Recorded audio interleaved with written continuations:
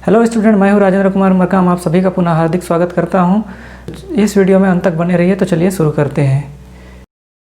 तो आज हम कक्षा 9वीं विषय विज्ञान के अंतर्गत परमाणु संरचना भाग 2 का वीडियो के बारे में अध्ययन करेंगे। इसके अंतर्गत जो है हम आज थॉमसन का परमाणु मॉडल, जिसको हम प्लम पुडिंग मॉडल के नाम से भी जानते हैं, और रदरफोर्ड का परमाणुवाद के बारे में अध्ययन करेंगे। तो सबसे पहले देखते हैं हम थॉमसन का परमाणु मॉडल क्या होता है। थॉमसन के परमाणु मॉडल को जो है हम प्लम पुडिंग मॉडल के नाम से भी जानते हैं। यदि आपको थॉमसन का परमाणु मॉडल के बारे में कुछ लिखने के लिए प्रश्न पूछा जाए तो आपको इसी के बारे में लिखना होगा। यदि आपको प्लम पुडिंग मॉडल से आप क्या समझते हैं करके यदि आपको प्रश्न पूछता है तो भी आपको इसी के बारे में उत्तर लिखना होगा। तो देखते हैं कि थॉमसन का परमाणु मॉडल या थॉमसन का प्लम पुडिंग मॉडल क्या होता है। प्लम पुडिंग मॉडल के अनुसार जो है परमाणु में जो है धनावेश का जो होता है चारों ओर क्या पाया जाता है, बादल पाया जाता है। कौन से आवेश का? धनात्मक आवेश का, धनावेश का, पॉजिटिव आयन का। और इसी पॉजिटिव आयन के जो बादल होता है या धनात्मक आवेश का जो बादल होता है, इसमें जो है ऋणात्मक आवेश जो होते हैं यहाँ वहाँ क्या होते हैं, बिखरे हुए होते हैं, या फिर यहाँ पर इसके बादल में जो होते हैं धसे हुए होते हैं। इसके उदाहरण को समझने के लिए जो है हम तरबूज का उदाहरण लेते हैं। तरबूज को जो है हमारी लोकल लैंग्वेज या स्थानीय बोली में जो है कलिंदर के नाम से भी जानते हैं। आप लोगों ने भी उसको खाया होगा, देखा होगा। जब आप तरबूज को काटते हैं तो उसकी भीतरी भाग जो है हमको किस रंग में दिखाई देती है? लाल रंग में दिखाई देती है। उसी लाल रंग को जो है जे थॉमसन ने जो है क्या कहा? धनावेशित भाग कहा, अर्थात धनायन वाला भाग कहा। और उसी जो लाल भाग होता है तरबूज का, उसके अंदर आप लोगों ने काले रंग के बीज को यहाँ वहाँ बिखरे हुए देखे होंगे, जिसको थॉमसन ने कौन सा आवेश दिया? ऋणावेशित इलेक्ट्रॉन कहा। अर्थात किसी परमाणु में जितनी संख्या में या जितने परिमाण में धनावेश होते हैं उतने ही परिमाण या मात्रा में जो है उसमें ऋण आवेश भी पाए जाते हैं। अर्थात किसी परमाणु की संरचना को देखें तो उसमें धन आवेश और ऋण आवेशों की संख्या कैसे होती है? हमेशा बराबर होती है। इसलिए जो है परमाणु विद्युत रूप से हमेशा कैसे होते हैं? उदासीन होते हैं। परमाणु की संरचना में एक धनावेश ना तो ज़्यादा होता है ना तो एक ऋण आवेश ज़्यादा होता है। ये धनावेश और ऋण आवेश की संख्या हमेशा एक परमाणु की संरचना में हमेशा कैसे होती है? बराबर होती है। इसलिए परमाणु विद्युत रूप से क्या होते हैं? उदासीन होते हैं। ये था हमारा थॉमसन का परमाणु मॉडल या प्लम पुडिंग मॉडल। अब हम पढ़ेंगे अल्फा कण प्रकीर्णन और रदरफोर्ड का परमाणुवाद।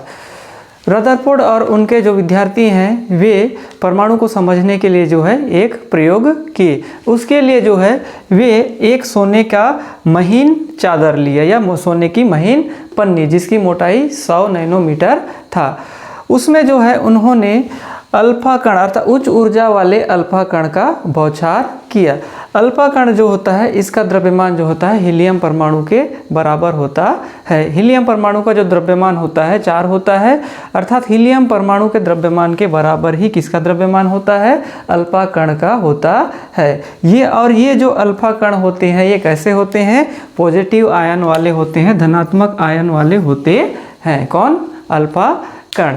जब इन अल्फा कणों को कहाँ पर इनका बौछार किया? सोने की महीन पन्नी या चादर पर किया।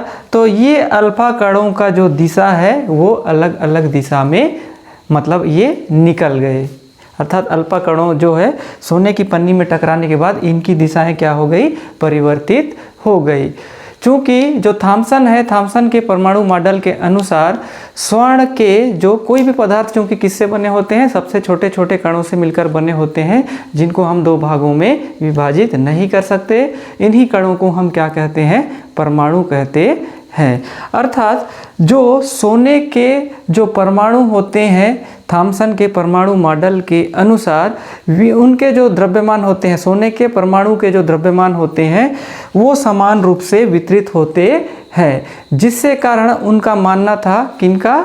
थॉमसन का मानना था कि जितने भी अल्फा कण को हम यदि किसी सोने के महीन पन्नी या चादर में से भेजते हैं तो सभी जो अल्फा कण होंगे वो कुछ विक्षेपित होकर अर्थात कुछ विचलित होकर अर्थात अपने दिशा को बदलकर वो एक दिशा से दूसरे दिशा की ओर निकल जाएंगे।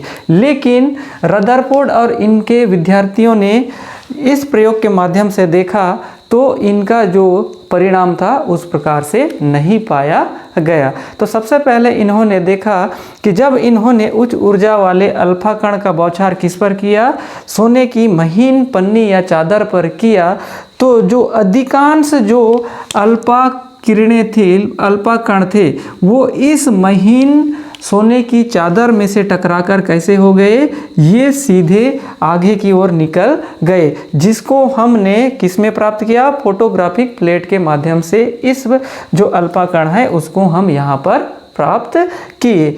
अर्थात इससे यह पता चलता है कि किसी भी पदार्थ में के परमाणुओं के मध्य अधिकांश क्षेत्र जो होता है कैसा होता है, खाली स्थान होता है। अर्थात परमाणुओं के मध्य जो होता है रिक्त स्थान होता है, जिससे कारण जो है अधिकांश जो अल्फा कण जो होते हैं, अल्फा कण के जो पुंज होते हैं जो सीधी बाहर की ओर दूसरी दिशा की ओर निकल जाते हैं बिना विचलित हुए।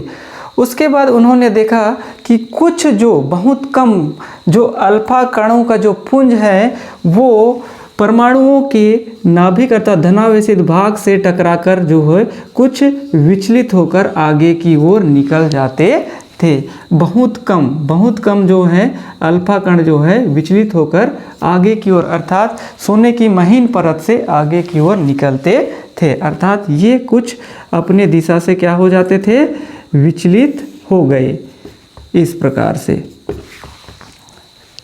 अर्थात जो है परमाणु का जो धनावेशित भाग है, अर्थात परमाणु के धनावेशित भाग से आपको समझ में नहीं आया होगा, परमाणु की संरचना को देखें तो परमाणु के बीच के वाले भाग को हम क्या कहते हैं, हम इसको क्या कहते हैं, नाभिक कहते हैं। क्या कहते हैं, नाभिक। नाभिक में जो है दो प्रकार के अपरमाणु जो होते हैं कण पाए जाते हैं, जिसको हम प्रोटॉन और एक को कहते हैं हम न्यूट्रॉन। प्रोटॉन जो होता है धनात्मक आवेश वाला होता है, न्यूट्रॉन जो होता है उदासीन होता है। चूंकि ये धनात्मक और उदासीन वाले जो कण होते हैं कहाँ पर पाए जाते हैं, नाभिक में पाए जाते हैं।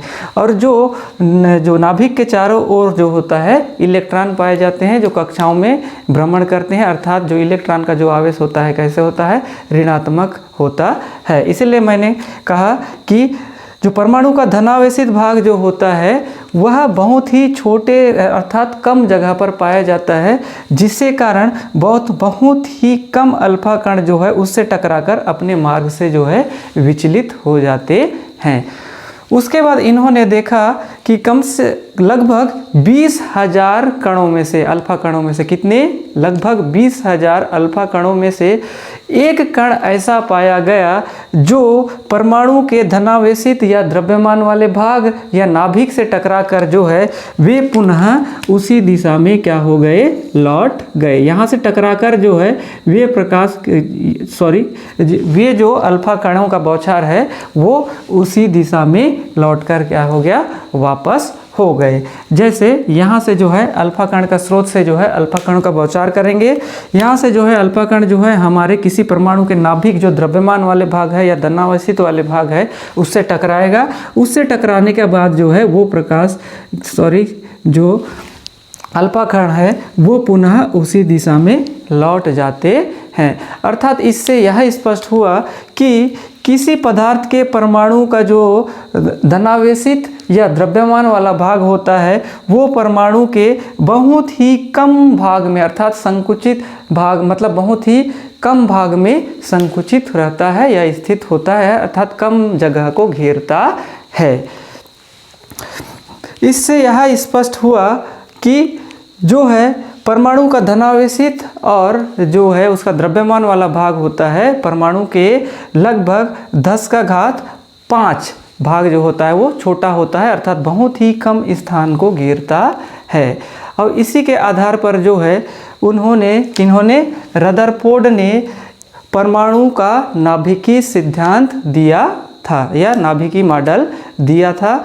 और इन्होंने जो है यह भी ज्ञात किया कि नाभिक के चारों ओर जो है इलेक्ट्रॉन, ऋणावेशित इलेक्ट्रॉन जो है परिक्रमा करते हैं और इन प्रत्येक इलेक्ट्रॉनों का जो परिक्रमा का पथ होता है, गमन करने का, गति करने का पथ होता है, अलग अलग होता है। लेकिन इन परमाणुओं में उस इलेक्ट्रॉनों या उन इलेक्ट्रॉनों की वितरण या उनकी व्यवस्था के बारे में जो है एक भौतिक शास्त्री नील्स बोर ने बताया था कि इन कक्षाओं में जो है इलेक्ट्रॉन किस प्रकार से वितरित रहते हैं। यदि आप लोगों ने इस अध्याय के भाग 1 वीडियो को नहीं देखा है तो सबसे पहले उस वीडियो को जाकर देखिए, उसके बाद इस वीडियो को देखें तो अच्छे से आपको समझ में आएगा। और एक वीडियो मैंने बनाया था रासायनिक तत्वों के बारे में, उसके अंतर्गत मैंने जो है रासायनिक तत्वों के नाम, रासायनिक तत्वों के प्रतीक चिन्ह, उनके परमाणु क्रमांक और परमाणु द्रव्यमान के बारे में पढ़ाया है। उसको आप याद कर लीजिए। उसके बाद इसके बाद जो पार्ट 3 और पार्ट 4 का वीडियो आएगा उसी से संबंधित होगा और आपको आसानी से समझ में आएगा। तो जय हिंद, जय भारत, जय छत्तीसगढ़।